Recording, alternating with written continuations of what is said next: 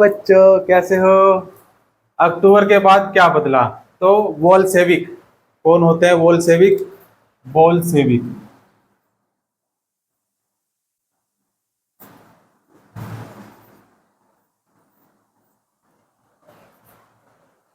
Bolshevik निजी संपत्ति की व्यवस्था के पूरी तरह खिलाफ थे। ज्यादातर उद्योग बैंक का नवंबर 1917 में उद्योगों और साथ में बैंकों का क्या हो गया था? राष्ट्रीयकरण किया जा चुका था। कब कब किया गया था? नवंबर 1917। भाई नवंबर 1917 में क्या किया गया? उद्योगों और बैंकों का राष्ट्रीयकरण किया जा चुका था।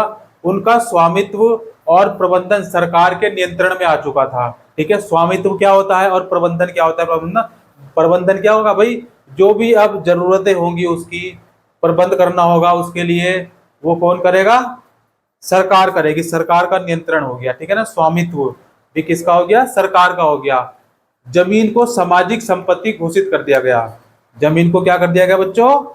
सामाजिक संपत्ति घोषित कर दिया गया। जो जमीन है वो किसकी होगी? अब समाज की संपत्ति होगी। किसानों को सामंतों की जमीनों पर कब्जा करने के लिए खुली छूट दे दी गई। जो किसान थे भाई, जितने भी किसान थे उन किसानों को क्या किया गया? सामंतों, जो सामंत थे, सामंतों की जमीनों पर कब्जा करने के लिए खुली छूट दे दी गई। और शहरों में बोल्शेविकों ने क्या किया? मकान मालिकों के शहरों में क्या किया? बोल्शेविकों ने मकान मालिकों के, जो मकान मालिक थे अपने मकान में बड़े बड़े मकान रह के आलीशान मकान बना के रह रहे थे, उनको क्या किया? देखो, मकान मालिकों के लिए पर्याप्त हिस्सा छोड़कर, क्या ध्यान से सुनना, उनके लिए जितना भी पर्याप्त है उतना हिस्सा छोड़कर, पर्याप्त हिस्सा छोड़कर उनके बड़े मकानों के छोटे छोटे हिस्से कर दिए गए। भाई किसी का बड़ी हवेली है, बड़े बड़े मकान है, बिल्डिंग है 5 मंजिला की, तो उस मकान मालिक की, जिस मकान मालिक की वो है, उसको जितनी पर्याप्त है उसको उतनी दे दी, जितनी पर्याप्त है उतनी उसको दे दी। बाकी जो बची, उन मकानों के जो भी मकान बचे, जमीन बची, उनके क्या किए? छोटे छोटे हिस्से कर दिए गए, ताकि जो बेघरबार या जरूरतमंद लोग हैं, जिनके घर नहीं है उनको क्या बोलेंगे? बेघरबार। जो बेघरबार हैं और जरूरतमंद लोगों को भी रहने की जगह दी जा सके, इसलिए उनके क्या किए? छोटे छोटे हिस्से कर दिए। उन्होंने अविभाज्य वर्ग द्वारा पुरानी पदवियों के इस्तेमाल पर रोक लगा दी। परिवर्तन को स्पष्ट रूप से सामने लाने के लिए सेना और सरकारी अफसरों को, भाई परिवर्तन कैसे आया? देखो परिवर्तन कैसे आया ये हम जान रहे हैं, और इसको सामने लाने के लिए, स्पष्ट रूप से सामने लाने के लिए क्या किया गया?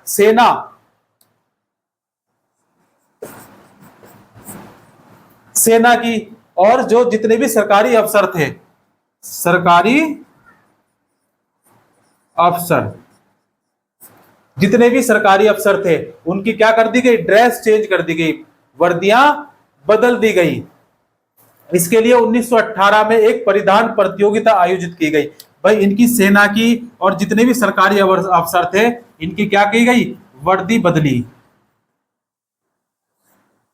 वर्दी को बदल दिया गया। और इस वर्दी को बदलने के लिए क्या किया गया? 1918 में एक परिधान प्रतियोगिता की गई। 1918 में क्या किया गया? एक परिधान प्रतियोगिता। परिधान बोलते हैं कपड़ों को जो हम पहनते हैं ना, परिधान बोलते हैं उनको संस्कृत में, क्या बोलते हैं? परिधान।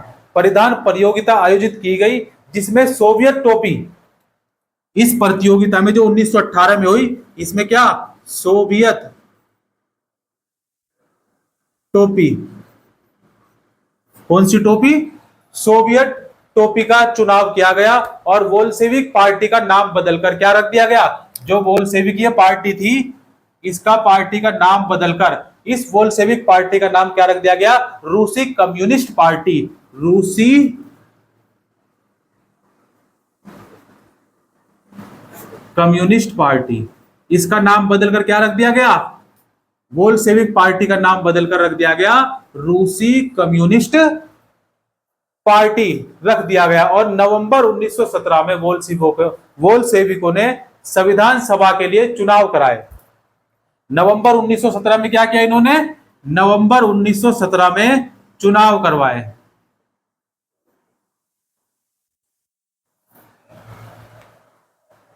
नवंबर 1917 में क्या कराया? बोल्शेविकों ने संविधान सभा के लिए चुनाव कराए, लेकिन इन चुनाव में उन्हें बहुमत नहीं मिला। जो ये इन्होंने चुनाव कराए, इन चुनाव में इनको बहुमत नहीं मिला।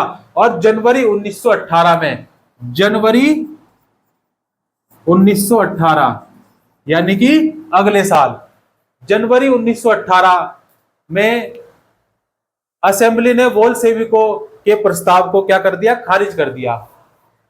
क्या कर दिया? खारिज कर दिया। और लेनिन कौन हुआ? लेनिन ने क्या किया? देखो, असेंबली बर्खास्त कर दी। असेंबली को क्या किया भाई? अब असेंबली को ही बर्खास्त कर दिया।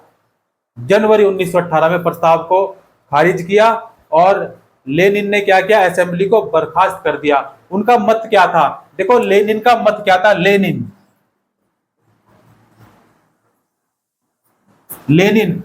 का क्या मत था? इनका क्या मानना था कि अनिश्चित परिस्थितियों में चुनी गई, अनिश्चित परिस्थितियों में चुनी गई असेंबली के मुकाबले अखिल रूसी सोवियत कांग्रेस, कौन सी? अखिल रूसी सोवियत कांग्रेस कहीं ज्यादा लोकतांत्रिक संस्था है। क्या है?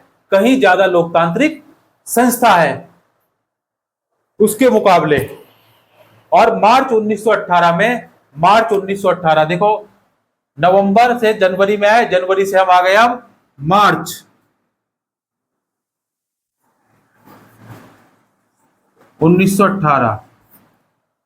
मार्च 1918 में अन्य राजनीतिक सहयोगियों की असहमति के बावजूद बोल्शेविकों ने क्या किया? ब्रेस्ट लिटोवेस्क में जर्मनी से क्या कर ली? संधि कर ली। 1918 में इन्होंने सहयोगी की सहमति के बावजूद बोल्शेविकों ने क्या किया? जर्मनी से संधि कर ली। और आने वाले सालों में बोल्शेविक पार्टी अखिल रूसी सोवियत कांग्रेस के लिए होने वाले चुनाव में हिस्सा लेने वाली एकमात्र पार्टी रह गई। चुनाव में हिस्सा लेने वाली क्या रह गई? एकमात्र पार्टी रह गई। और अखिल रूसी सोवियत कांग्रेस को अब देश की संसद का दर्जा मिल गया। क्या मिल गया था? अखिल रूसी सोवियत कांग्रेस को क्या मिल चुका था? अब देश की संसद का दर्जा दिया जा चुका था और एक रूसी दलीय राजनीतिक व्यवस्था वाला देश बन गया था। क्या बन गया था? एक दलीय राजनीतिक व्यवस्था वाला देश बन गया था। ट्रेड यूनियन व पार्टी का नियंत्रण रहता था। ट्रेड यूनियनों पर किसका रहता था नियंत्रण? पार्टियों का। किस पर? Trade union. क्या होती है ट्रेड यूनियन?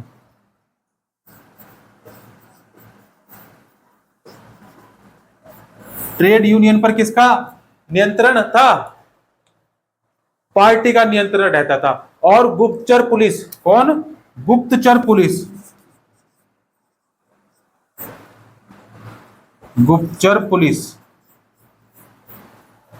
गुप्तचर पुलिस जिसे पहले क्या कहा जाता था? पहले कहा जाता था इसको चेका।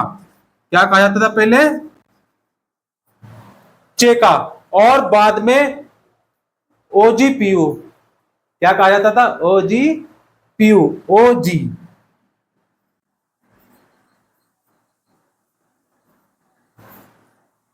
ओजीपीयू तथा एनकेवीडी। क्या कहा जाता था? एनकेवीडी।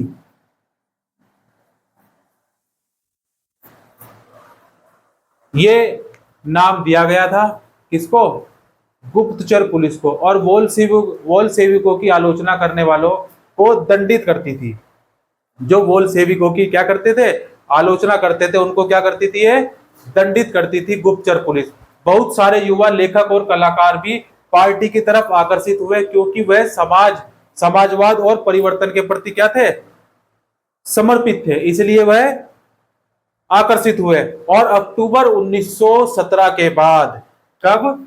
अक्टूबर 1917, अक्टूबर 1917 के बाद ऐसे कलाकारों और लेखकों की कला और वास्तुशिल्प के क्षेत्र में नए प्रयोग प्रस्तुत होने शुरू हो गए।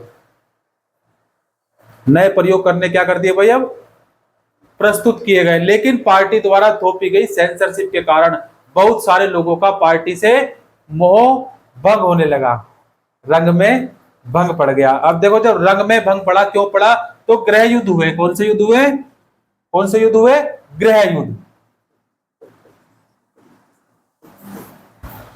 गृह युद्ध, जब वोल्शेविकों ने जमीन के पुनः वितरण का आदेश दे दिया तो रूसी सेना टूटने लगी। रूसी सेना टूटने लगी। ज्यादातर सिपाही किसान थे भाई, रूसी सेना में क्या थे, ज्यादातर किसान सिपाही थे। वे भूमि पुनः वितरण के लिए क्या घर लौटना चाहते थे, इसलिए सेना छोड़कर जाने लगे। गैर बोल्शेविक समाजवादियों, उदारवादियों और राजशाही के समर्थकों ने क्या किया, बोल्शेविक विद्रोह की निंदा की। क्या की, बोल्शेविक विद्रोह की निंदा की। उनके नेता दक्षिणी रूस में इकट्ठा होकर, कहां पर, दक्षिणी रूस में इकट्ठा होकर, दक्षिणी रूस, पूर्वी पश्चिमी उत्तर दक्षिण, कितनी दिशा होती है, पूर्व पश्चिम उत्तर दक्षिण। तो कौन से रूस में, कौन से रूस में मैंने बोला, बताओ, ये साहब बताओ, दक्षिणी रूस। ठीक है, ध्यान से सुनो। दक्षिणी रूस में इकट्ठा होकर बोल्शेविक, जिनको क्या कहा जाता था, रेड्स,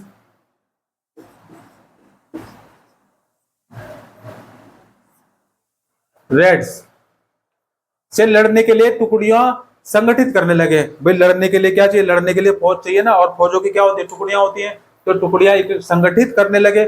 1918 और 1919 में रूसी साम्राज्य ज्यादातर हिस्सों पर, कब, 1918 और 1919, 1918 1919 में रूसी साम्राज्य के ज्यादातर हिस्सों पर सामाजिक क्रांतिकारियों और जार समर्थकों, कौन से, जार समर्थक, क्या बोलते हैं इनको, विहाइट्स,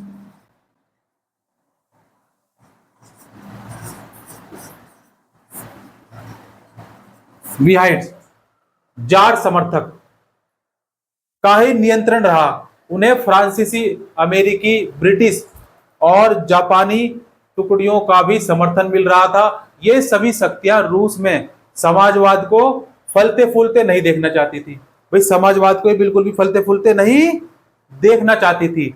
इन टुकड़ियों और बोल्शेविकों के बीच चल रहे गृह युद्ध के दौरान लूटमार। अब गृह युद्ध में क्या होता है, गृह युद्ध में बाहर का थोड़ी आता है, घर घर में होता है। गृह युद्ध कैसा होता है, घर घर में होता है। तो इन गृह युद्धों में क्या हो रहा था, देखो, लूटमार मचाई जा रही थी, डकैती हो रही थी, भूखमरी जैसी अनेक समस्याएं बड़े पैमाने पर फैल गई थी इस गृह युद्ध में। और विहाइट्स में जो निजी संपत्ति के हिमायती थे, उन्होंने जमीन पर कब्जा करने वाले किसानों के खिलाफ काफी सख्त रवैया अपनाया।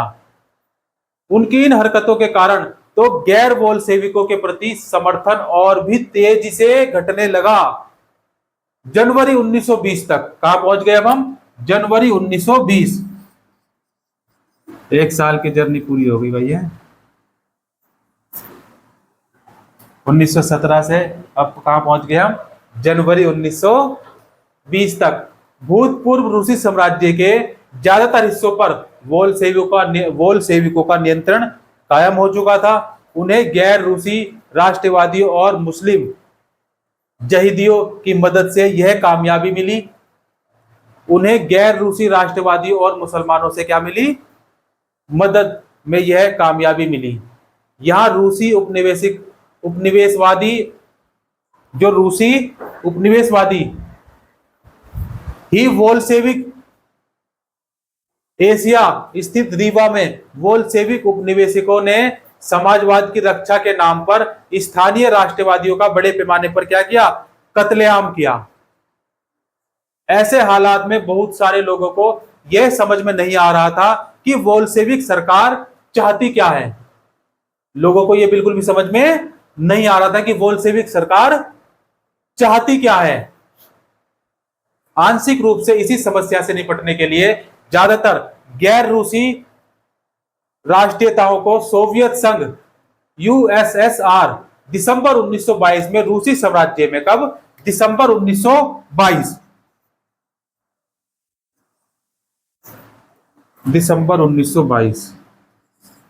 दिसंबर 1922 में रूसी साम्राज्य में बोल्शेविकों द्वारा स्थापित किया गया राज्य के अंतर्गत राजनीतिक स्वायत्तता दे दी गई, लेकिन क्योंकि बोल्शेविकों ने स्थानीय सरकारों पर कई अलोकप्रिय और सख्त नीतियां जैसे घुमंतुवाद की रोकथाम की कोशिशें थोप दी, घुमंतुवाद की रोकथाम की कड़ी कोशिशें थोप दी थी, इसलिए विभिन्न राष्ट्रताओं का विश्वास जीतने के प्रयास आंशिक रूप से सफल हो पाए।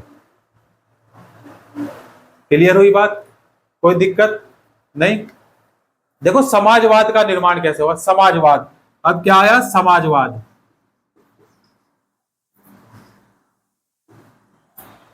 समाजवाद का निर्माण, या ऐसा करो समाजवादी समाज लिख लो। क्या लिख लो? समाजवादी समाज। समाजवादी समाज। देखो गृह युद्ध के दौरान बोल्शेविकों ने उद्योगों और बैंकों के राष्ट्रीयकरण को जारी रखा। जो ये राष्ट्रीयकरण हुआ था ना, उद्योगों और बैंकों को क्या रखा? जारी रखा, राष्ट्रीयकरण को जारी रखा। उन्होंने किसानों को उस जमीन पर खेती की छूट दे दी जिनका समाजीकरण किया जा चुका था। जिनका क्या किया जा चुका था? समाजीकरण किया जा चुका था। जब्त किए गए खेतों का इस्तेमाल बोल्शेविक यह दिखाने के लिए करते थे कि सामूहिकता क्या होती है। सामूहिकता क्या होती है? शासन के लिए केंद्रीकृत नियोजन की व्यवस्था लागू की गई। क्या की गई? शासन के लिए केंद्रीकृत नियोजन,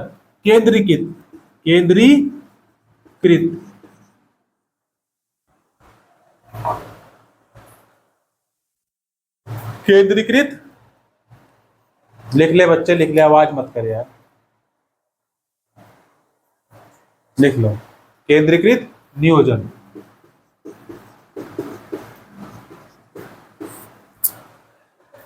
व्यवस्था को लागू किया गया, लागू की गई।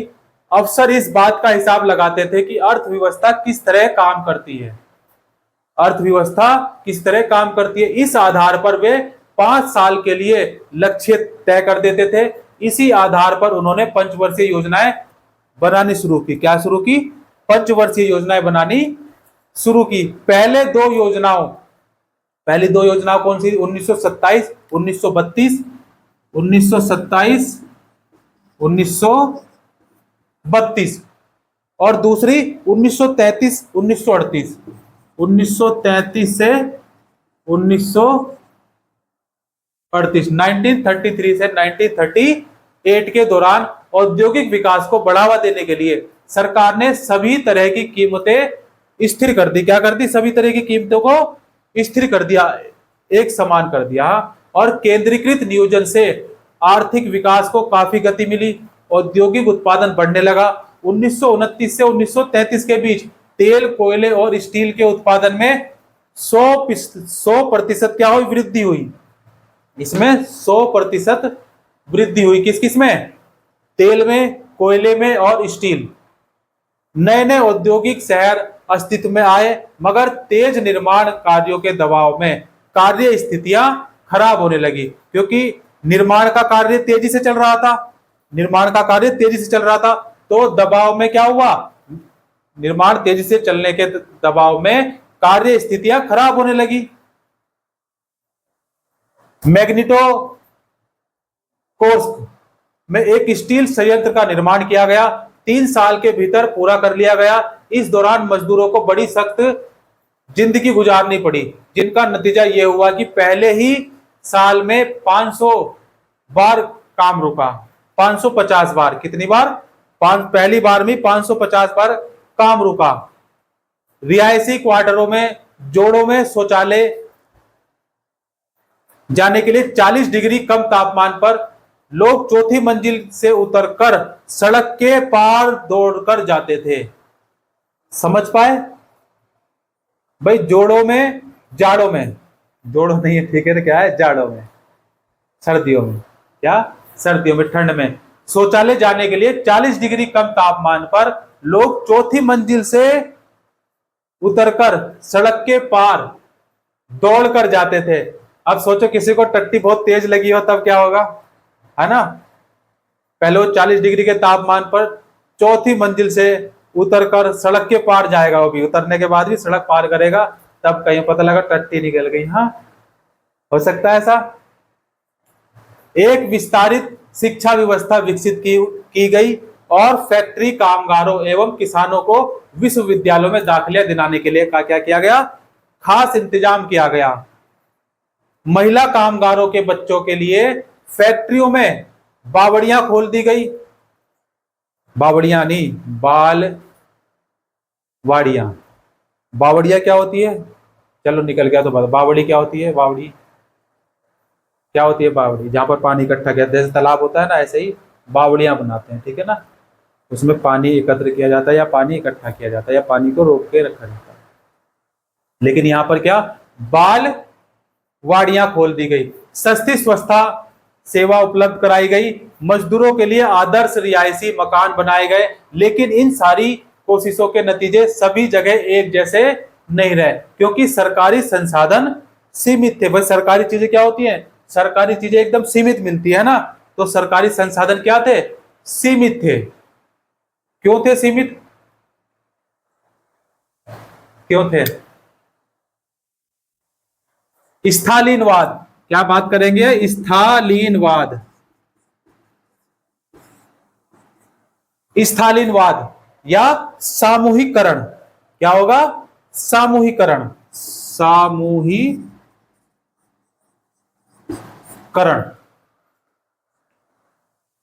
सामूहिकरण। देखो, नियोजित अर्थव्यवस्था का शुरुआती दौर खेती के सामूहिकरण से पैदा हुई, तबाही से जुड़ा हुआ था। 1927 से और 1928, 1927 28, 1927 1928 के आसपास रूस के शहरों में अनाज का भारी संकट पैदा हो गया था। क्या हो गया था, अनाज का भारी संकट पैदा हो गया था और सरकार ने अनाज की कीमत तय कर दी थी। उससे ज्यादा कीमत पर कोई अनाज नहीं बेच सकता था। भाई सरकार ने कीमतों को क्या किया, सरकार ने कीमतों को रोक दिया, बांध दिया, और उससे ज्यादा कीमत पर धान या अनाज नहीं बेचा जा सकता था। लेकिन किसान उस कीमत पर सरकार को अनाज बेचने के लिए तैयार नहीं थे। भाई सरकार को तैयार नहीं थे किसान कि उस कीमत पर जो सरकार ने तय की है उसको क्या करें, अनाज बेचें। किसान बिल्कुल भी तैयार नहीं थे। देखो किसान के साथ क्या होता है, किसान के साथ बड़ी नाइंसाफी होती है ना, प्रकृति की नाइंसाफी होती है। फिर अगर वो प्रकृति की नाइंसाफी से बच जाता है तो फिर सरकार की नाइंसाफी होती है ना। और जब वो खेती करने के लिए किसान साहूकार से कर्ज लेता है, फिर वहां भी नाइंसाफी होती है ना, होती है। अब देखो, तो इसलिए कारण, इसी कारण क्या था कि किसान उस कीमत पर सरकार को अनाज बेचने के लिए तैयार नहीं थे। लेनिन के बाद पार्टी की कमान, पहले कमान किसके पास थी, लेनिन के पास थी। लेकिन लेनिन के बाद पार्टी की कमान संभाल रहे स्लातिनी। कौन, स्लातिनी ने पार्टी की कमान संभाली और स्थिति से निपटने के लिए कड़े कदम उठाए। जो स्थिति इतनी विकट थी ना, उसके निपटने के लिए क्या किए गए, कड़े कदम उठाए गए। उन्हें लगता था कि अमीर किसान और व्यापारी कीमत बढ़ने की उम्मीद में अनाज नहीं बेच रहे हैं। इनका अलग ही अपना रुतबा था, है ना, एकदम अपना स्वैग। स्थिति पर काबू पाने के लिए सट्टेबाजी पर अंकुश लगाना। स्थिति पर काबू लगाने के लिए, काबू पाने के लिए क्या किया, सट्टेबाजी। आज भी हो रही है ना सट्टेबाजी।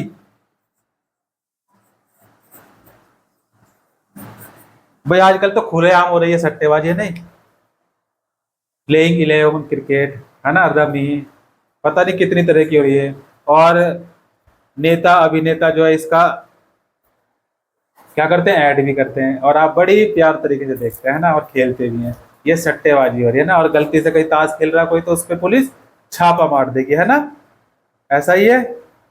लेकिन क्या ये सट्टेबाजी नहीं है, ये ट्रांसपेरेंट सट्टेबाजी है। कैसी, इसको क्या कह सकते हैं हम, ट्रांसपेरेंट सट्टेबाजी। लेकिन इसमें बर्बाद होना तय है, तो इसलिए नहीं खेलना है, ठीक है ना, नहीं खेलना है। शॉर्टकट नहीं होता है, हमेशा लॉन्ग कट से चलना है, ठीक है ना। शॉर्टकट नहीं लेना है कि रातों रात अमीर हो जाएंगे, रातों रात अमीर होने के सपने छोड़ दो। मेहनत करो, आगे बढ़ो, कामयाबी पाओ, है ना। अपने उद्देश्यों के प्रति क्या रहो, सजग रहो, सजगता से सोचो और उसके बारे में विचार करो और उसी के अकॉर्डिंग क्या करो, अपने कार्य प्रारंभ करो। ठीक है, क्योंकि एक किनारा छोड़ोगे तभी दूसरा किनारे पर जाओगे। क्लियर होगी बात, आगे बढ़े। तो सट्टेबाजी पर अंकुश लगाना और व्यापारियों के पास जमा अनाज को जब्त करना जरूरी था। भाई व्यापारियों ने क्या किया था, अनाज को जब्त किया हुआ था, तो ये अनाज को जब्त करना जरूरी था। 1928 में पार्टी के सदस्यों ने अनाज उत्पादक इलाकों का दौरा किया। उन्होंने किसानों से जबरन अनाज खरीदा। अब देखो क्या है, जबरन, दादागिरी चला के जबरन अनाज खरीदा और कुलकों के ठिकानों पर छापे मारे। रूस में संपन्न किसानों को कुलक कहा जाता है। क्या कहा जाता है भाई, जो रूस में संपन्न किसान है उनको क्या कहा जाता है, कुलक। जो रूस में संपन्न किसान है उनको कहा जाता है कुलक। तो उन पर क्या किया, उन कुलकों पर छापेमारी की गई, छापे मारे गए। और जब इसके बाद भी अनाज की कमी बनी रही तो खेतों के सामूहिकरण का फैसला कर लिया। क्या कर लिया, खेतों के सामूहिकरण का फैसला कर लिया। और इस फैसले के पक्ष में एक तर्क यह था कि अनाज की कमी इसलिए, क्या तर्क था कि अनाज की कमी इसलिए है क्योंकि बहुत छोटे छोटे हैं खेत। क्या है, बहुत छोटे छोटे हैं खेत, बहुत छोटे छोटे, चुन्नू चुन्नू से एकदम, है ना। इतने चुन्नू मुन्नू थे दवाई, रसगुल्ले में हुई लड़ाई, चुन्नू बोला मैं भी लूंगा, मुन्नू बोला कभी ना सुनूंगा, झगड़ा सुनकर मम्मी आई, दोनों को दो चपत लगाई, आधा ले चुन्नू बेटा आधा ले मुन्नू बेटा, हो गया फैसला। तो इस फैसले के पक्ष में देखो तर्क क्या दिया गया कि अनाज की कमी इसलिए है कि खेत बहुत छोटे छोटे हैं, छोटे छोटे हैं। और 1917 के बाद जमीन किसानों को सौंप दी गई। फलस्वरूप ज्यादातर किसानों के पास छोटे खेत थे। कैसे खेत थे, छोटे खेत थे, जिनका आधुनिकीकरण नहीं किया गया था, जिनका आधुनिकीकरण नहीं किया गया था या किया जा सकता था। आधुनिक खेत विकसित करने और उन पर मशीनों की सहायता से औद्योगिक खेती करने के लिए कुलकों का सफाया करना, किसानों से जमीन छीनना और राज्य नियंत्रण यानी सरकारी नियंत्रण वाले विशालकाय खेत बनाना जरूरी माना गया। और इसी के बाद स्टालिन का सामूहिकरण कार्यक्रम क्या हो गया, शुरू हो गया। 1929 से पार्टी ने सभी किसानों को सामूहिक खेत, कब, 1929,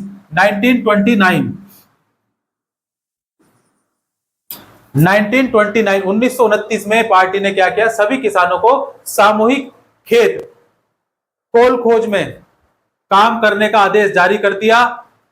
सभी किसान सामूहिक खेतों पर काम करते थे और कोल खोज के मुनाफे को सभी किसानों के बीच बांट दिया जाता था। इस फैसले से गुस्साए किसानों ने सरकार का विरोध किया। क्या किया, सरकार का विरोध किया। वे अपने जानवरों को खत्म करने लगे। 1929 और 31, 1929 से लेकर 31 तक के बीच मवेशियों की संख्या में 1/3 की कमी आ गई, क्योंकि अपने किसानों को क्या है, मारने लगे थे। तो इस कारण क्या हुआ, जानवरों में कमी आ गई और संख्या में कमी होती चली गई। और सामूहिकरण का विरोध करने वालों को सख्त सजा दी जाती थी। बहुत सारे लोगों ने निर्वासन या देश निकाला दे दिया। बहुत सारे लोगों को क्या किया, देश निकाला दे दिया, निर्वासन या देश निकाला दे दिया। और सामूहिकरण का विरोध करने वाले किसानों का कहना था कि वे ना तो अमीर हैं और ना ही समाजवाद के विरोधी हैं। क्या कहना था उनका, ना ही तो वे अमीर हैं और ना ही वे समाजवाद के विरोधी हैं। वे बस विभिन्न कारणों से सामूहिक खेतों पर काम नहीं करना चाहते। इसके विभिन्न कारणों से वे काम नहीं करना चाहते बस। स्टालिन सरकार ने सीमित स्तर पर स्वतंत्र किसानी की व्यवस्था भी जारी रखने दी, लेकिन ऐसे किसानों को खास मदद नहीं दी जाती थी। सामूहिकरण के बावजूद उत्पादन में नाटकीय वृद्धि नहीं हुई, बल्कि 1930 से लेकर 1933 की खराब फसल के बाद तो सोवियत इतिहास का सबसे बड़ा अकाल पड़ा, जिसमें 40 लाख से ज्यादा लोग मारे गए। 40 लाख से ज्यादा लोग मारे गए थे, ऐसा मंजर था। पार्टी ने भी बहुत सारे लोग नियोजित अर्थव्यवस्था के अंतर्गत औद्योगिक उत्पादन में पैदा हो रहे भ्रम और सामूहिकरण के परिणामों की आलोचना करने लगे थे। स्टालिन और उनके सहयोगियों ने ऐसे आलोचकों पर समाजवाद के खिलाफ साजिश रचने का क्या किया, साजिश रचने का आरोप लगाया। देश भर में बहुत सारे लोगों पर इसी तरह के आरोप लगाए और 1939 तक 1939 तक आते आते 20 लाख से ज्यादा लोग या तो जेल में या श्रम शिविरों में भेज दिया गया था, या तो जेल में भेज दिया गया या श्रम शिविरों में भेज दिया गया, जहां पर उनसे क्या कराई जाती थी, श्रम कराई जाती थी। क्या कराई जाती थी, श्रम कराई जाती थी। ज्यादातर लोगों ने ऐसा कोई अपराध नहीं किया था, लेकिन उनकी सुनने वाला कोई नहीं था। ज्यादातर लोगों ने देखो अपराध कोई नहीं किया था, लेकिन उनकी सुनने वाला कोई नहीं था। बहुत सारे लोगों को यातनाएं दे देकर उनके इस आशय के बयान लिखवा लिए गए कि उन्होंने समाजवाद के विरुद्ध साजिश में हिस्सा लिया और इसी आधार पर उन्हें मार दिया गया। इनके कई प्रतिभावान पेशेवर लोग थे। समझ पाए बच्चे? बहुत खतरनाक मंजर था। जय श्री राम। आज्ञा दीजिए। हाँ।